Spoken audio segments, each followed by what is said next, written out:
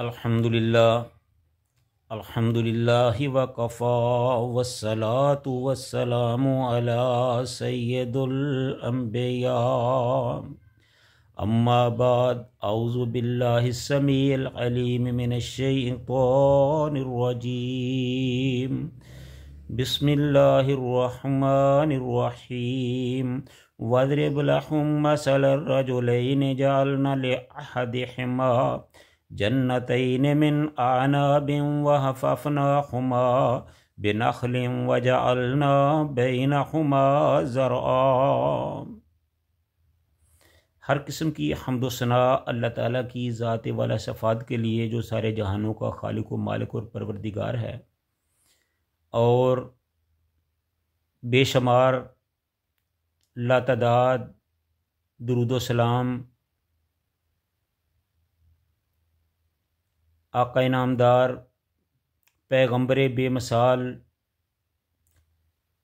ساری کائنات دے سردار حضرت محمد رسول اللہ صلی اللہ علیہ وآلہ وسلم کے لیے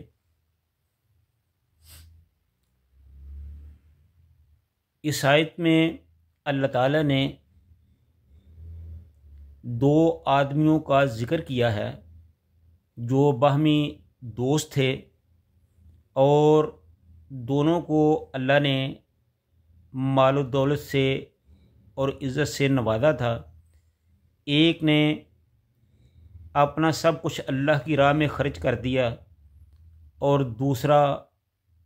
جو تھا وہ چونکہ خدا پر اور قیامت پر ایمان نہیں رکھتا تھا، اس لیے اس نے اپنے دولت کی حفاظت کی اور اسی کو اپنا سب کچھ اوڑھنا اور بچھونا بنا لیا۔ تو اللہ تعالیٰ نے ان دونوں کا تقابل کیا، دونوں کے نظریات بتائے ہیں، اور پس منظر اس کا یہ ہے کہ مکے کے جو کفار تھے، قریش کے جو رؤساء تھے، جو ان کے سردار تھے، وہ مسلمانوں کو کمزور غریب سمجھ کر حقارت کی نظر سے دیکھتے تھے، ان کے ساتھ اٹھنا بیٹھنا پسند نہیں کرتے تھے، بلکہ وہ رسول اللہ صلی اللہ علیہ وآلہ وسلم سے بھی یہی توقع رکھتے تھے کہ وہ ان مسلمانوں کو، غریب مسلمانوں کو اپنی محفل سے اٹھا دیں تو پھر ہم آپ کی بات سنیں گے۔ لیکن اللہ کو یہ رویہ پسند نہ آیا، تو اللہ نے کہا، پچھلی آیتوں میں بیان ہو چکا ہے کہ اللہ تعالیٰ نے فرمایا کہ اے نبی ان سے کہہ دیجئے کہ اگر آپ اسی حالت میں ہماری بات سننا چاہیں تو سو بسم اللہ ضرور آئیں، اگر آپ ان مسلمانوں سے الرجک ہیں، ان کے سامنے نہیں آنا چاہتے، تو پھر آپ کو ہمارے پاس آنے کی ضرورت نہیں۔ اگر آپ اسلام کو قبول کریں گے، اللہ کی دعوت کو مانیں گے تو آپ کا فائدہ ہے، اگر نہیں مانیں گے تو آپ کا نقصان ہے۔ تو اسی لیے چونکہ وہ مسلمانوں کو غریب اور کمزور سمجھ کر ان کے قریب نہیں آتے تھے، ان کے پاس نہیں بیٹھتے تھے، تو اللہ تعالیٰ نے یہ مثال ان کو اور دوسرے لوگوں کو سمجھانے کے لیے بیان کی ہے۔ فرمایا کہ دو آدمی تھے جن کو میں نے مثل الرجلین جعلنا لأحدہما جنتین، کہ ایک کو میں نے دو بہترین باغات دیے تھے، من اعناب، اور وہ انگوروں کے باغات تھے، وحففناہما بنخل، اور اس کے گرد ہم نے کھجور کے درختوں سے ان کا احاطہ کیا ہوا تھا، ان کو گھیرا ہوا تھا،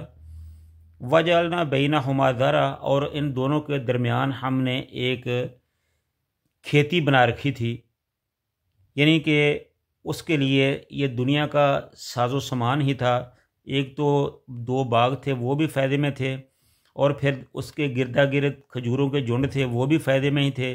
اور پھر ان کے درمیان کھیتی باڑی کے لیے الگ سے جو زمین تھی وہاں زراعت وغیرہ ہوتی تھی، وہ بھی ان کے فائدے کے لیے ہی تھے۔ تو اس طرح یہ دونوں ایک دن آپس میں یہ باتیں کرتے ہوئے باغ میں داخل ہوئے۔ وہ کہہ رہا تھا کہ یہ دیکھو ہمارے پاس یہ جو دو باغ ہیں، ان کی کتنی اچھی آمدنی ہے، کتنا اچھا ان کا رزلٹ ہے، کتنا یہ پھل دیتا ہے، یہ سب کچھ ہے۔ تو دوسرا جو آدمی تھا किलता जन्नतैन आतत उकुलहा वलम तज़लिम मिन्हु शैया वफज्जरना खिलालहुमा नहरा। जब इन दोनों बागों का जब फल आया, इनका जो समर था, जो फल था, ये बहुत ज़्यादा आया और उसमें वलम तज़लिम मिन्हु शैया, किसी किस्म की कमी ना हुई। वफज्जरना खिलालहुमा नहरा, और इन दोनों के दरमियान हमने एक नहर भी चला रखी थी जो इनकी खेती बाड़ी के लिए इनको सराब करती थी, जो उनके लिए बहुत फ़ायदे की चीज़ थी। तो वो इस चीज़ और शादाबी को देखकर बहुत अतराता था, बहुत फ़ख्र और गरूर और तकब्बर करता था। तो इसी इसना में जब उसने फल उतारा तो उसने अपने साथी से कहा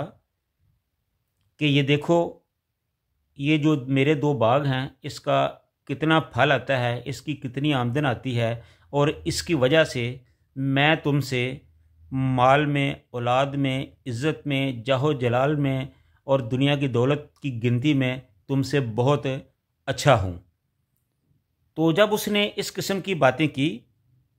तो जो दूसरा मुसलमान था वह दखला जन्नतहु वहुव ज़ालिमुल लिनफ्सिही, ये इस किस्म की बातें करता हुआ, अतराता हुआ उस अपने बाग में दाखिल हुआ। दरअसल वो अपनी जान पर ही जुल्म कर रहा था, क्योंकि ये गरूर, ये तकब्बर, ये चीज़ें अल्लाह ताला को कतअन पसंद नहीं हैं।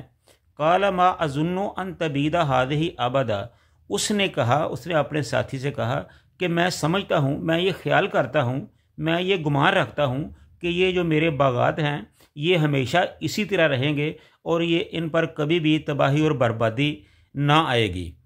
तो ये जो चीज़ें थी ये अल्लाह ताला को हरगिज़ कतन पसंद ना आई। तो उसने अपने साथी से इससे बढ़कर और बातें की। उसने कहा कि वमा अज़ुन्नु साअतु कायमतुन, और मैं इसके साथ साथ ये भी समझता हूँ कि कोई क़यामत श्यामत नहीं आने वाली, ये महज एक हवा बना रखा है, इसकी कोई हकीकत नहीं है। ये सिर्फ हमें डराने के लिए कहा जा रहा है, क़यामत के कायम होने के कोई चांस और कोई इम्कान नहीं है। वला रुद्दितो, और अगर मैं लौटा भी दिया जाऊँ, यानी अगर क़यामत आ भी जाए और हम अल्लाह के पास चले भी जाएँ, इला रब्बी ला अजिदन्ना खैरम मिन्हा मुनक़लबा, कि मैं जहाँ भी जाऊँगा अल्लाह ताला मुझे वहाँ इससे भी ज़्यादा बेहतर देगा, जो कुछ मेरे पास है इससे भी ज़्यादा बेहतर अता करेगा, क्योंकि मैं तुमसे खुद भी अच्छा हूँ, मेरा अकीदा भी अच्छा है, और इसी अच्छाई की बुनियाद पर ही अल्लाह ताला ने मुझे ये सब कुछ दिया है। इन पागलों को ये नहीं पता कि अल्लाह ताला देकर भी आज़माता है और लेकर भी आज़माता है, और अल्लाह ताला काफिरों को, फासिकों को ज़्यादा देता है, ताकि अल्लाह ताला की नज़र में वो चूँकि मग़ज़ूब अलैह होते हैं, तो अल्लाह ताला ने उनको अपने से आखिरत से गाफिल रखा होता है और वो इस दुनियादारी में ही मशगूल रहते हैं। काल लहू साहिबहु वहुव युहाविरुहु अकफरत बिल्लज़ी खलक़क मिन तुराबिन सुम्मा मिन नुतफ़तिन सुम्मा सव्वाका रजुला। तो ये सारी बातें जब उसने अपने दोस्त से की तो उसने आगे से उसे कहा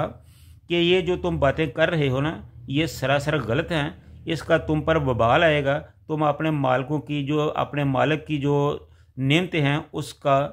उसका इनकार करते हो, उसका कुफ्र करते हो।